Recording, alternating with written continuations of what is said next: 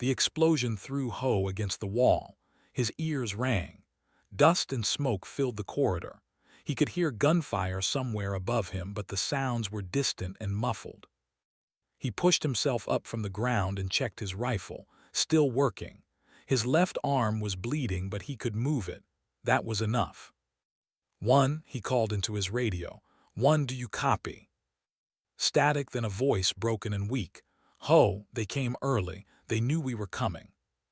The mission was simple. Strike the research outpost on this frozen moon. Destroy whatever weapons they were building. Get out before reinforcements arrived. But they had been waiting for them. The moment the human squad entered the facility, the trap closed. "Where are you?" Ho asked.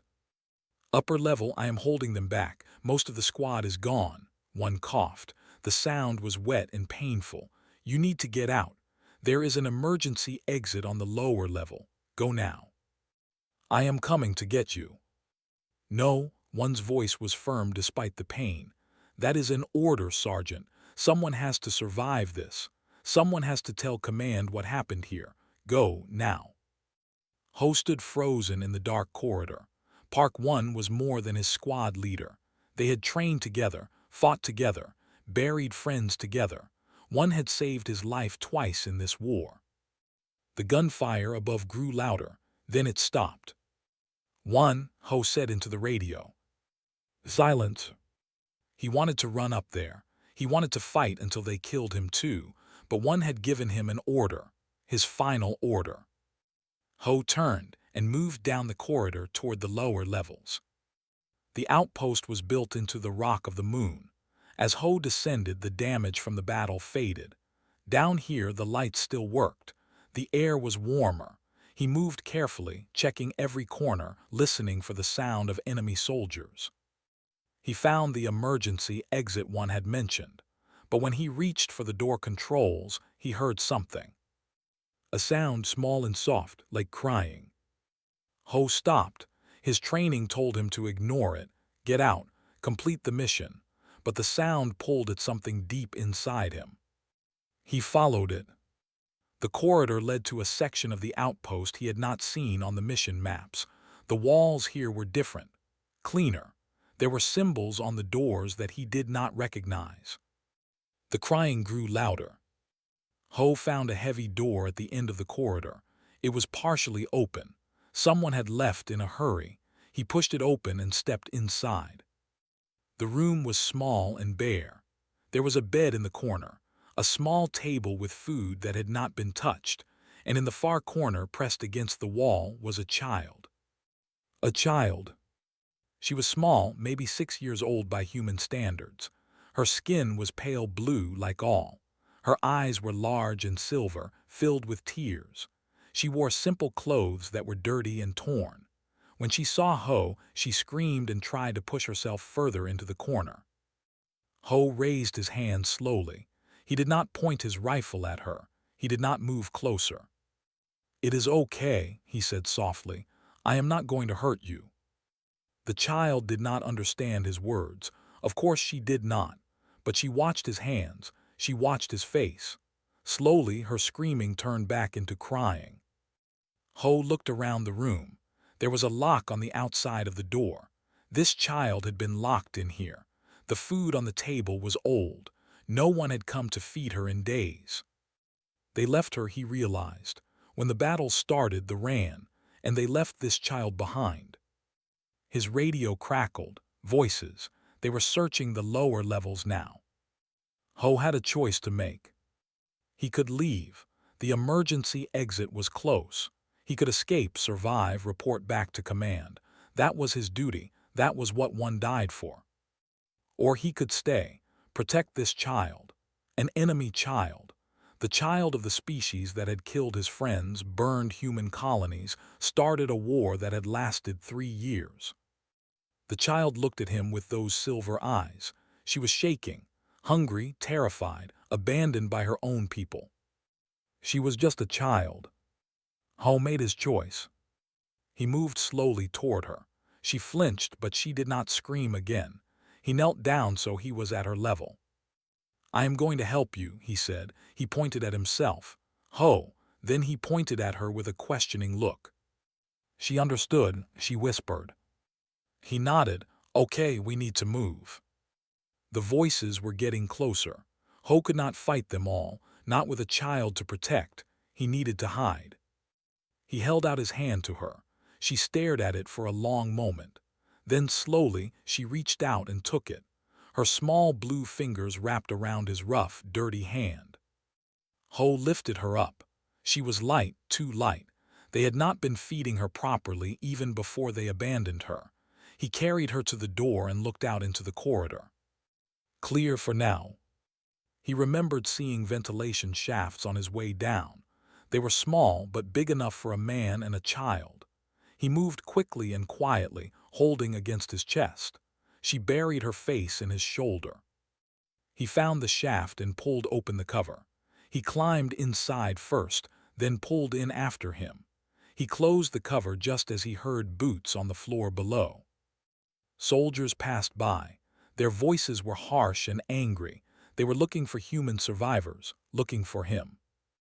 Made a small sound of fear. Ho put his hand gently over her mouth. She looked up at him with wide eyes. Quiet, he whispered. Stay quiet, I will keep you safe. She nodded slowly. They stayed in the ventilation shaft for hours. They searched the lower levels 3 times. Each time, Ho kept calm and quiet. He gave her water from his canteen. He shared his emergency rations with her. She ate like she had not eaten in days because she probably had not. When the searches finally stopped, Ho knew they could not stay here forever. They would find them eventually. He needed to get to higher ground, find a better hiding spot, wait for rescue or find another way off this moon. But as he looked down at the small alien child sleeping against his chest, exhausted from fear and hunger, he knew one thing for certain. Whatever happened next, he would not abandon her. He had seen too much death in this war. He had lost too many friends. He had killed too many enemies. But this child was innocent. She did not choose this war. She did not choose to be left behind. Ho adjusted his grip on his rifle and began to move through the ventilation system. Somewhere above, soldiers waited. Somewhere below, one's body was growing cold. But in his arms, a small life depended on him. And Ho did not abandon those who needed him. 17 days. That was how long Ho and survived together on that frozen moon. The first 3 days were the hardest. Ho moved them through the ventilation system until they reached an abandoned section of the outpost. They had searched it already and marked it as clear. They would not come back. He found a small storage room with thick walls and only one entrance. He blocked the door with heavy containers. He made a small bed from old blankets he found in a supply closet. It was not much, but it was safe. Did not speak for the first 2 days. She watched Ho with those silver eyes, following his every move. She flinched when he came too close. She cried in her sleep. On the 3rd day, she said his name. Ta-Ho. He looked up from the emergency radio he was trying to fix. She was sitting on the blankets, holding her knees to her chest. She pointed at the food packet in his hand. "You hungry?" he asked. She did not understand the words, but she understood his tone. She nodded. He opened the packet and handed it to her. She ate slowly this time. The desperate hunger of the first day was fatting. She was learning that he would feed her, that he would not let her starve. "Ta-Ho," she said again, pointing at him. Then she pointed at herself. Then she pointed at the food and made a questioning sound. She wanted to know what it was called. "Food," he said. "This is food." "Food," she repeated. Her accent was strange, but the word was clear. That was how they started to communicate, word by word, day by day. Ho would point at things and say their human names, would repeat them. Sometimes she would point at things and say their names. Ho would try to repeat them, usually badly. She would laugh at his pronunciation. It was the first time he heard her laugh. By the 7th day, they had a small language between them. Not enough for real conversation, but enough to understand each other. "Sleep now," Ho would say at night. Sleep would agree. Water, he would ask in the morning. Water, yes, she would answer. On the 8th day, they started to leave. Ho watched through a small window as their ships lifted off one by one. They were abandoning the outpost. The human attack had damaged it too badly. It was no longer useful to them. But they left patrols behind. Small groups of soldiers that swept the moon's surface, looking for any humans who might have survived. Looking for him. Ho knew he could not stay in the outpost forever. His food was running out. His water was low. And if they decided to destroy the outpost completely, he would die inside it. He needed to move. On the 10th day, they left the outpost under cover of darkness. The moon had no sun of its own. It orbited a gas giant that blocked the light for 12 hours at a time. During those dark hours, Ho carried across the frozen landscape. The cold was brutal. Ho wrapped in every piece of cloth he could find. He carried her against his chest, sharing his body heat. She shivered but did not complain. She trusted him. That trust was heavier than anything he had ever carried. On the 12th day, they almost died. They were crossing a valley when Ho heard the sound of a patrol vehicle. He had no time to run. He threw himself into a shallow ditch and covered them both with the gray dust of the moon. The vehicle passed so close that Ho could see the faces of the soldiers inside. They were scanning the landscape with sensors, looking for heat, looking for life. Ho pressed his face into the ground and held his breath, was trembling beneath him. He covered her mouth gently with his hand. The vehicle stopped. One of the soldiers pointed at something. They had detected something, a heat signature, movement. Ho's hand moved slowly to his pistol. If they found them, he would fight. He would kill as many as he could. He would give a chance to run. Then one of the soldiers pointed in a different direction. There was a group of animals moving across a nearby hill, native creatures of this moon. That was what the sensors had detected. The vehicle moved on. Ho did not move for another hour. When he finally lifted his head, he found looking up at him. She reached up and touched his face. Her small hand wiped away dust from his cheek. "Tahoe safe," she said. "Yes," he whispered, "we are safe." On the 14th night, had a nightmare. Ho woke to the sound of her crying. She was thrashing on the ground, speaking rapidly in. He could not understand the words, but he understood the fear. He understood the pain. He reached out and pulled her gently into his arms. She fought for a moment, still trapped in the dream. Then she woke up and realized where she was. She stopped fighting. She pressed her face into his chest and cried. Ho did not know what to say. He did not know words of comfort. So he did what his mother had done when he was a child and afraid of the dark. He sang. It was an old Korean lullaby, a simple song about stars and sleep and being safe. His voice was rough and tired. He had not sung in years, but the melody came back to him like an old friend. Stop crying, she listened. She did not understand the words, but she understood the feeling. Safety, comfort, love. When the song ended, she was asleep. On the 16th day, Ho found the communication relay. It was an old human outpost, abandoned before the war. The equipment was damaged, but Ho was a combat medic. He knew how to fix things. He worked through the night while slept beside him. By morning, he had power. By midday, he had a signal.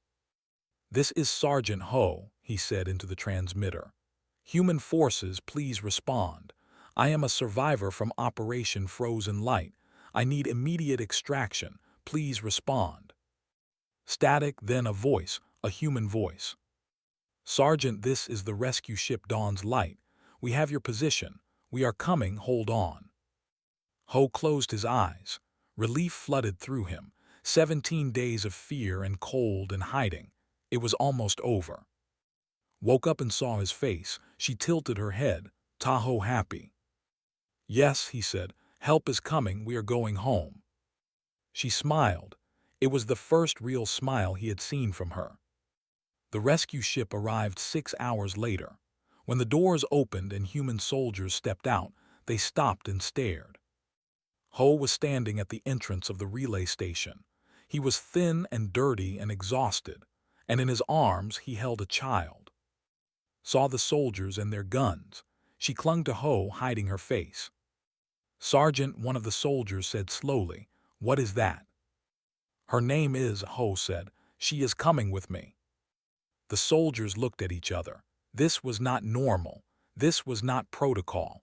A human soldier saving an enemy child, bringing her onto a human ship. But Ho's eyes were hard. His grip-on was firm. "She is under my protection," he said. "Anyone who wants to hurt her goes through me." They took them both aboard. On the ship, a medical officer checked Ho's wounds. A translator tried to speak to, but she would not leave Ho's side. She held his hand. She called him Ta-Ho. She refused to let go. Then the ship's captain came to see them. His face was pale. "Sergeant," he said, "we have identified the child." "Her name is," Ho said again. "Yes," the captain swallowed. "Daughter of High Commander, the supreme military leader of the Empire." Ho looked down at the small blue child holding his hand. The child he had fed and carried and protected for 17 days. The child he had sung to sleep. The daughter of the most powerful enemy in the galaxy. Looked up at him with her silver eyes. She did not know what the captain was saying. She only knew that Ta-Ho was here, and that meant she was safe. Ho squeezed her hand. "That does not change anything," he said quietly. But he knew that everything had just changed. Outpost Meridian was the largest human military station in this sector of space. It held 10,000 soldiers, hundreds of ships, and the entire command structure for the war against the. And now it held one small alien child. Ho sat in a waiting room outside the command center. He had been sitting there for 3 hours. They had taken to a separate room for evaluation. She had screamed when they separated her from him. He could still hear her screaming in his head. Lieutenant Hana came to see him. She was a young intelligence officer with kind eyes and a translator device on her wrist. "She is fine," Hana said before Ho could ask. "She is scared, but she is not hurt. We are just trying to learn more about her." "She does not understand what is happening," Ho said. "She thinks you are going to hurt her." "We are not going to hurt her." Hana sat down next to him. "Sergeant, do you understand how serious this situation is? You brought the daughter of High Commander onto a human military station, has killed more humans than any other. She burned 3 of our colonies. She is the reason this war has lasted so long." "Is not her mother?" "No, but she is valuable." Hana looked at him carefully. "Some people in command want to use her, as a hostage, as leverage to end the war." Ho's hands tightened into fists. "She is a child." "She is an enemy child, the child of our greatest enemy." Hana paused. "I am not saying I agree with them. I am just telling you what is being discussed." The door to the command center opened. Admiral Sung-Ho stepped out. He was an old man with gray hair and a face marked by years of war. He looked at Ho with an expression that was hard to read. "Sergeant," he said, "come with me." The command center was a large room filled with screens and officers. Maps of the war covered every wall. Red marks showed territory. Blue marks showed human space. The red was winning. Admiral led Ho to a private office at the back of the room. He closed the door and sat down behind a heavy desk. "Tell me everything," he said. Ho told him the failed mission, one's death, finding locked in that room, the 17 days of survival. He told it simply and clearly, leaving nothing out. When he finished, Admiral was quiet for a long moment. "You should have left her," he said finally. "I could not. You were wounded. You were alone in enemy territory. Taking a child, an enemy child, made everything harder. You could have died. The mission could have failed completely." "The mission did fail. My entire squad is dead." Ho's voice was flat. "Is the only good thing that came from it." Admiral studied him. "You care about this child." "Yes, she is." "She is 6 years old. She was abandoned by her own people, locked in a room and left to die." Ho met the Admiral's eyes. "I do not care whose child she is. I care that she is a child." The Admiral sighed. He looked older in that moment, tired of the war, tired of the choices it forced him to make. "Lieutenant has been speaking with her," he said, "through translators. Do you want to know what she learned?" Ho nodded. "Hid her daughter on that outpost, not as punishment, as protection." The Admiral pulled up a report on his screen. "There is a faction within the Empire that opposes. They believe she is too moderate, too slow to crush humanity completely. They tried to kill twice. When they failed, they targeted her child." Ho felt cold. They wanted to kill. To hurt, to weaken her, to show that she could not protect even her own family. The Admiral shook his head. "Hid on that moon, a secret location, trusted guards, but when your squad attacked, the guards ran. They were more afraid of dying than of failing their mission. They left her." "Yes, are practical. They calculated that their lives were worth more than one child." The Admiral looked at Ho. "But you did not make that calculation." "No." "Why?" Ho thought about the question. He thought about one dying above him, about the smoke and the gunfire and the fear, about a small blue child crying in the corner of a locked room. "Because some things are not about calculation," he said. "Some things are just right or wrong. Leaving a child to die is wrong. It does not matter whose child she is." Admiral was silent, then he nodded slowly. "I agree," he said, "but I am not the only one making decisions." An alarm sounded. Red lights flashed. Officers began shouting in the command center outside. Admiral pressed a button on his desk. "Report." "Sir, we are receiving a transmission. Origin. It is coming from the High Commander's flagship." The Admiral stood. "She knows we have her daughter." They went into the command center. Every screen showed the same image. A woman with pale blue skin and eyes like cold silver. She wore the uniform of a military commander. Her face showed no emotion. "High Commander." "Humans of the Colonial Alliance," she said. Her voice was translated by computers, but the coldness came through clearly. "You have something that belongs to me, my daughter." The officers in the command center were frozen. Everyone knew this face. Everyone feared it. "I will make this simple," continued. "Return my daughter to me at the neutral zone in 48 hours. If you do this, there will be no consequences. If you do not, I will come for her myself, and I will burn every station between here and there." She paused. Her silver eyes seemed to look directly through the screen. "There is one more thing.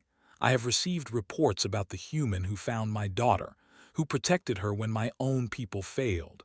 Sergeant Ho." Ho felt every eye in the room turn to him. "Bring him as well," said. "I wish to see the human who guarded my child. Bring him alive and unharmed. This is not a request. This is a demand." The transmission ended. The command center exploded with noise. Officers shouting, analysts running calculations, everyone talking at once.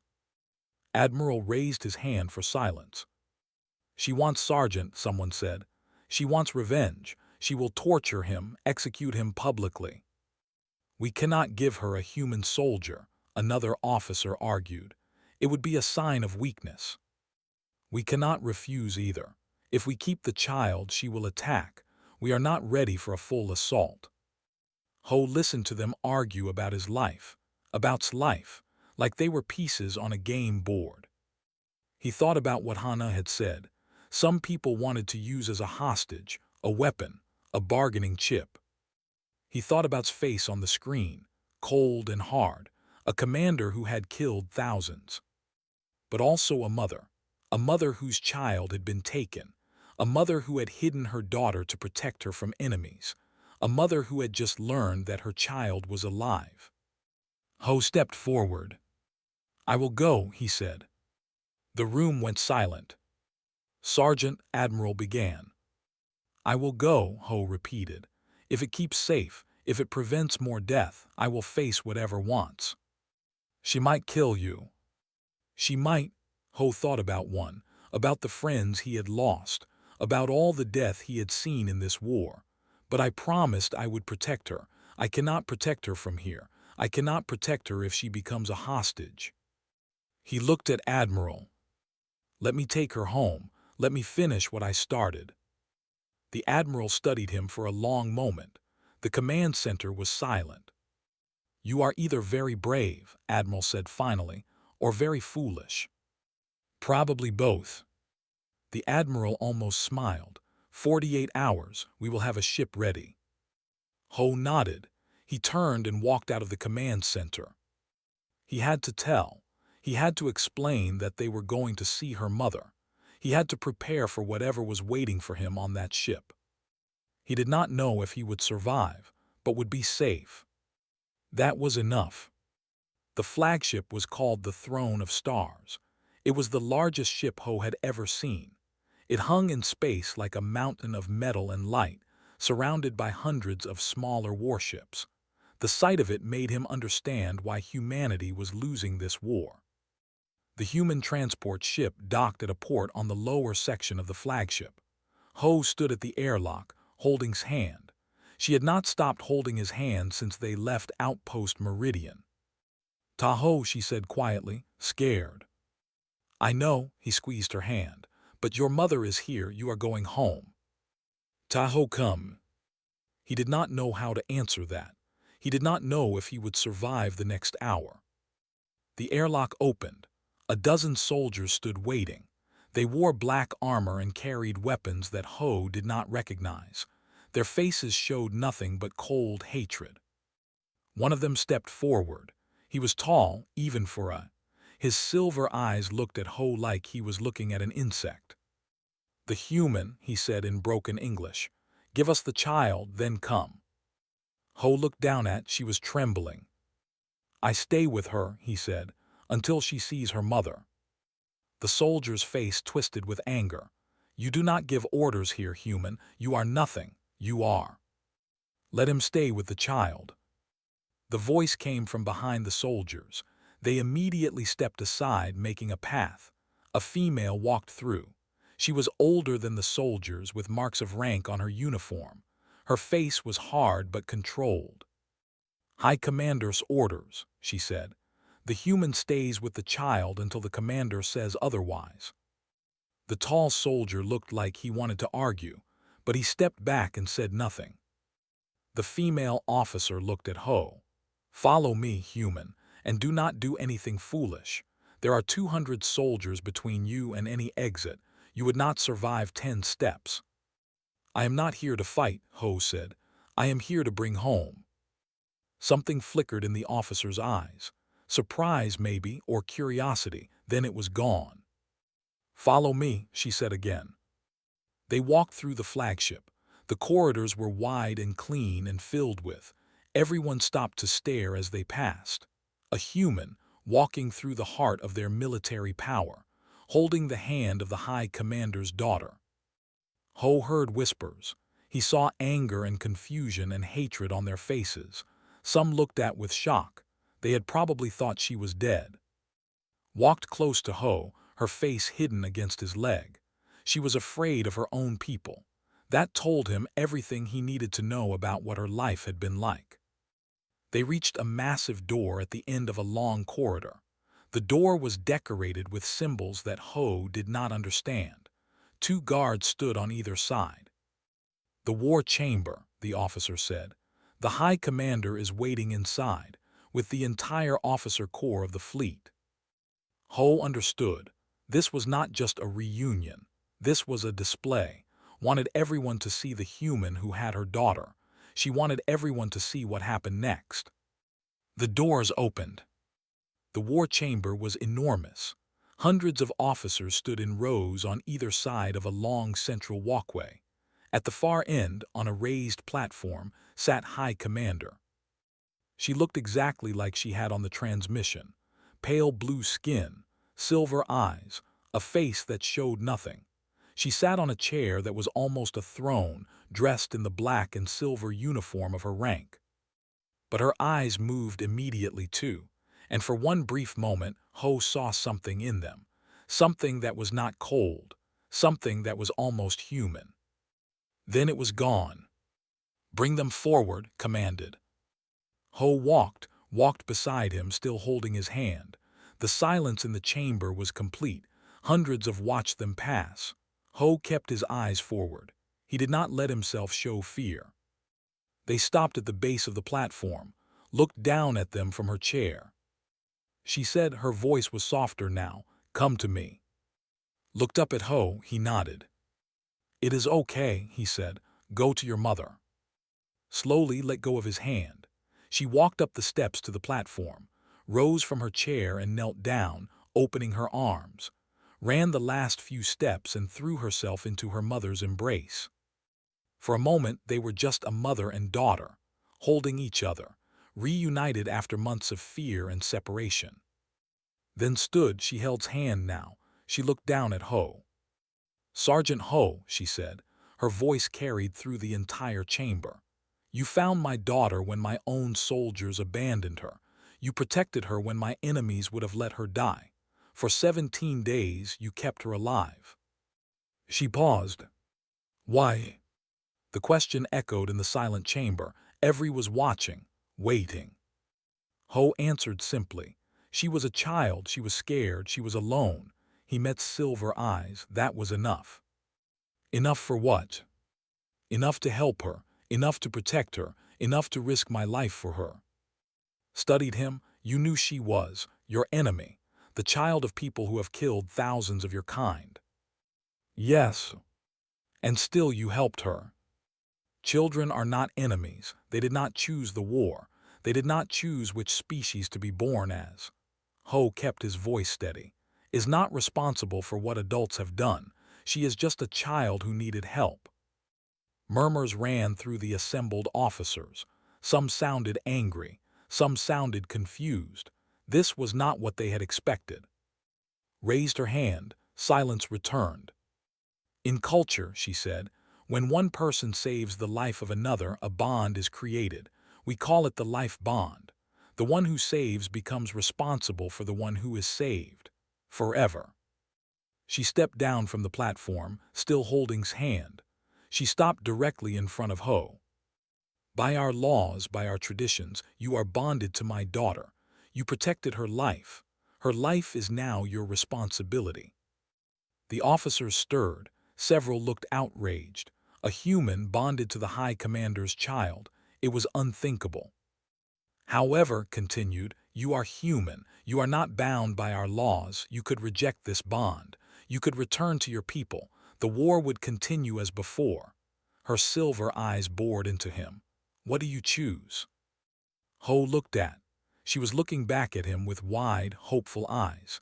She had not understood all the words, but she understood that something important was happening. "Taho stay?" she asked quietly. He had promised to protect her. He had carried her through the frozen darkness. He had sung her to sleep when nightmares came. "I accept the bond," he said. The chamber exploded with noise. Officers shouted in anger and disbelief. Some demanded that reject this. A human could not be bonded to a child. It was against everything they believed. Turned to face them. Her voice cut through the noise like a blade. "Silence." The shouting stopped immediately. "This human showed my daughter mercy when showed her none. He risked his life to save hers when our own soldiers ran. He has more honor than the soldiers who abandoned her, more honor than the traitors who tried to have her killed." Her eyes swept across the assembled officers. They flinched under her gaze. "Sergeant Ho is now under my personal protection. He is a member of my household, not as a prisoner, not as a slave, as a guardian." She looked back at Ho. "You will stay on this ship. You will be given quarters near my daughter. You will protect her as you have already protected her." She paused. "You will be the first human in history to hold such a position. It will not be easy. Many here will hate you. Some may try to kill you." "I understand." Do you accept? Ho looked at one more time. She reached out and took his hand again, her small blue fingers wrapped around his. I accept, he said. Nodded, then so quietly that only Ho could hear she spoke again. You saved my daughter when I could not, when my own people would not. I do not know how to repay such a debt. Keeping her safe is enough, Ho said. Studied him for a long moment. Then she turned back to the assembled officers. This audience is ended. Return to your duties. As the officers filed out, still muttering and whispering, tugged on Ho's hand. Taho stay? She asked again. Yes, he said, I will stay. She smiled. It was the smile he had ever seen from her. And for the first time since he had crashed into that burning outpost, Ho felt something like hope. 3 weeks passed on the throne of stars, 3 weeks of strange new life. Ho's quarters were small but comfortable. They were located next to rooms, connected by a door that she insisted stay open at all times. She still had nightmares. She still woke up crying, but now she could run to him when she was afraid. During the days, Ho learned. He learned words from, she would point at things and teach him, just as he had taught her on that frozen moon. He learned how to read their simple writing. He learned their customs and their rules. He also learned that many hated him. The common soldiers looked at him with disgust. The officers refused to speak to him. When he walked through the corridors, people moved away like he carried a disease. He heard the whispers, human, animal, creature, pet. He ignored them. He had survived worse. Helped, she walked beside him every day holding his hand. When people stared, she stared back. She was small, but she was the daughter of the High Commander. No one dared insult Ho in front of her. They are afraid, said one day. She was learning English quickly now. She could speak in simple sentences. Afraid of what you mean. What do I mean? That humans are not what they thought, that maybe the war is wrong. She looked up at him. My mother says you are very dangerous, not because you fight, because you make people think. Ho did not know how to respond to that.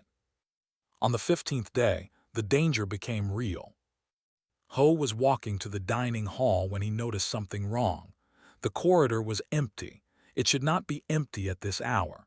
Soldiers should be moving between shifts. Officers should be walking to meetings. But there was no one. Then he heard them, footsteps behind him, heavy boots, more than one person. He turned around. 5 soldiers stood in the corridor. They wore no rank markings. Their faces were covered. They carried weapons that were not standard military issue. Assassins. The human pet, one of them said. His voice was full of hatred. You have polluted this ship long enough. Ho did not run. Running would not help. They were faster than him. They knew this ship better than him, and if he ran, they might go after next. We'll have you executed for this, he said calmly. Is the problem she has become weak? Bringing a human onto our flagship, treating you like an equal, she has forgotten what we are fighting for.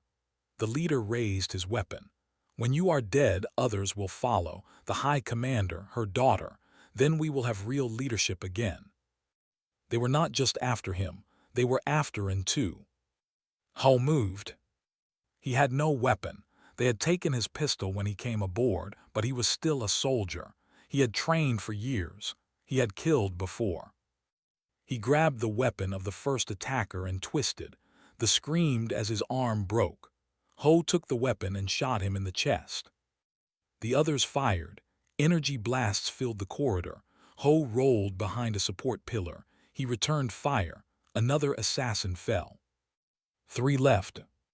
They spread out trying to surround him. They were well trained, professional, but they had made a mistake. They thought he would be easy. They thought humans were weak. Ho burst from cover, moving low and fast. He shot one assassin in the throat. The 4th managed to hit him in the shoulder. The pain was terrible, but Ho did not stop. He tackled the 4th assassin and broke his neck with his bare hands. 1 left. The leader stood at the end of the corridor. His weapon was raised. His hands were shaking. "What are you?" he whispered.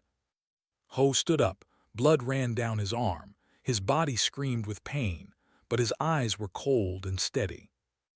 "I am the man who protects that child," he said, "and anyone who threatens her dies." He raised his weapon and fired. The last assassin fell. Ho stood alone in the corridor, surrounded by 5 bodies. The alarm was sounding now. Soldiers were running toward the scene, but it was already over. Appeared at the end of the corridor. She must have heard the alarm. She must have run from her rooms to find him. "Tahoe," she ran to him, her face white with fear. "Tahoe hurt." "I am okay." He knelt down so she could see his face. "I am okay. Bad men tried to hurt us. I stopped them." She threw her arms around him and held on tight. That was how found them. A human soldier, wounded and bloody, holding her daughter in a corridor full of dead traitors. She looked at the bodies. She looked at Ho. Her face showed nothing. "Report," she said. "5 assassins. They planned to kill me, then they said you had become weak." Ho met her eyes. "I stopped them." Studied the bodies. She recognized one of them. His face changed in death. "Commander Tar," she said quietly. "He was one of my senior officers. I trusted him." "He betrayed you."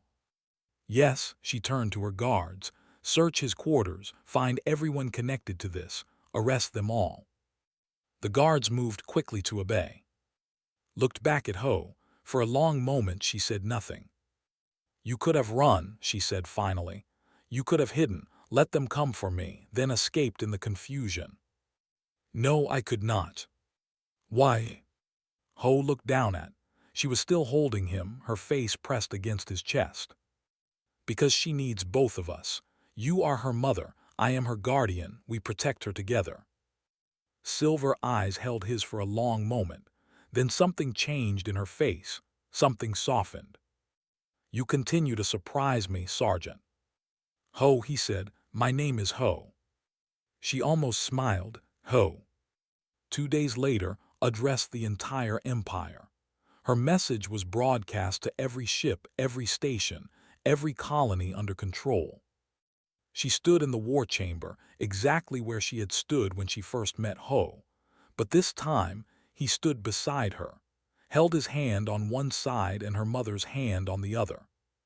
"Citizens of the Empire," began, "I speak to you about the war with humanity. For 3 years we have fought them. We have called them animals, savages, creatures beneath our notice." She paused. "We were wrong." The broadcast would be seen by billions. Ho could only imagine their shock. "A human soldier found my daughter when she was abandoned by our own people. He protected her when would have let her die. He kept her safe for 17 days. And 2 days ago, he killed 5 traitors who planned to murder her." His voice grew stronger.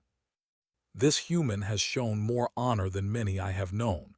He did not see an enemy child. He saw a child who needed help. He did not ask what species she was.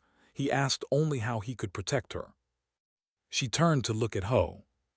"Perhaps we have misjudged this species. Perhaps an enemy capable of such mercy, such honor, deserves to be understood, not destroyed." She faced the cameras again. "I am proposing a ceasefire with humanity. Not peace. Not yet, but a pause, a chance to talk, a chance to understand each other before more lives are lost on both sides." The broadcast ended. Ho stood on the observation deck later that night. Stars filled the window, countless points of light in the darkness. Somewhere out there was Earth.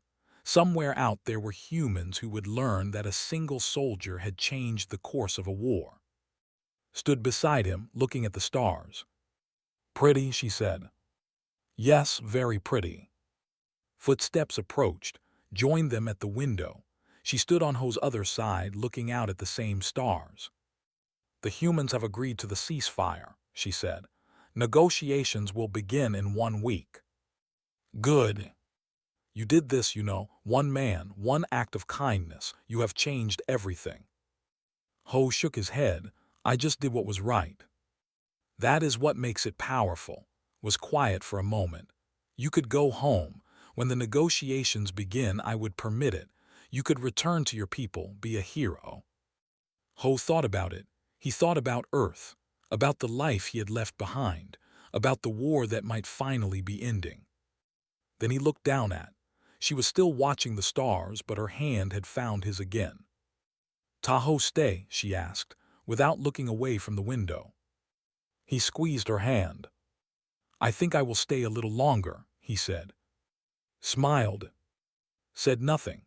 But when Ho glanced at her, he thought he saw something like gratitude in her silver eyes. They stood together in the darkness, watching the stars. A human soldier, a child, a high commander who had learned that enemies could become something else. The war was not over, the peace was not certain, but something had changed in the galaxy that night. Because one man had chosen to protect a child. And that choice had changed everything.